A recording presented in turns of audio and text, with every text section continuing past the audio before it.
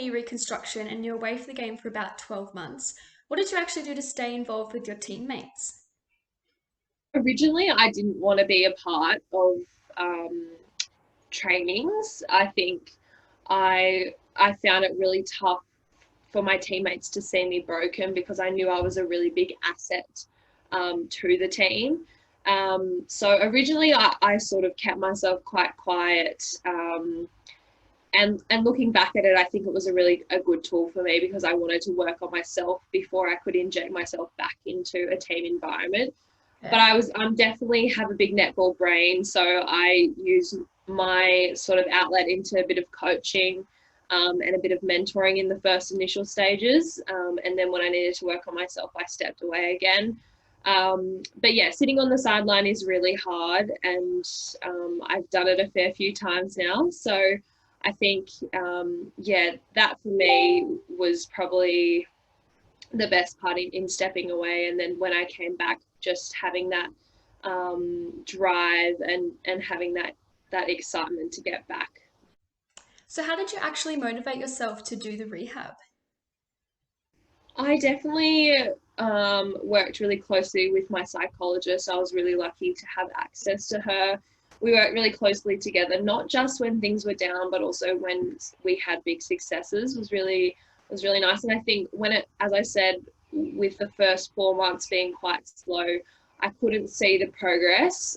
So we needed something that I was going to be able to look back at weekly, daily, and and analyze where I'd come from to where I am now. So I started an Instagram page for my knees, which originally just was a mental health tool to keep me ticking, but it's sort of taken off. And even till today, 3 years nearly later, I've got people reaching out to me asking for advice, people really empowered by my content, which is, extremely I feel very empowered by it, and it's not something that I ever thought would happen, but people need a helping hand, and it helps me helping those people as well. So I think that's, yeah, what I did to keep myself motivated and just keep myself really accountable. Did you experience any fear of re injury or hesitation when you were returning to sport? Think it's always in the back of my head. I've been through two knees now, and I think to go through another 12 months would really put a dent in my bonnet. But I think I just had to really trust the process in getting back to the court. I knew my knee was structurally sound. I knew I was really strong.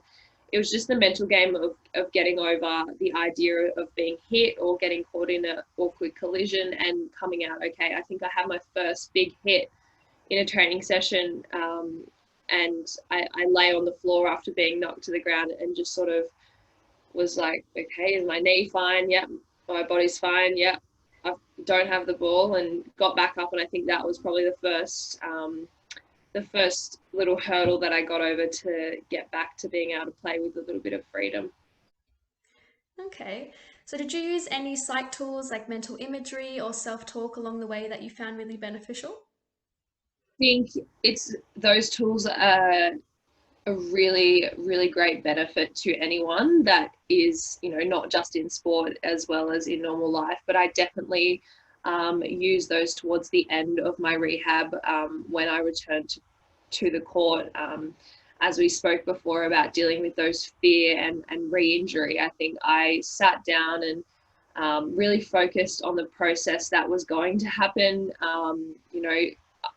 Looked created a picture in my head of going and taking the ball and landing really strong and delivering it. And I think when I did go to do that, my brain was already like, hey, Zoe, you've already done this, you've got this. So I think that was a really strong tool and a big asset to my mindset, to minimize those fears and risk of re-injury because, it's happened before. So those were a really nice tool that I've continued to use these days.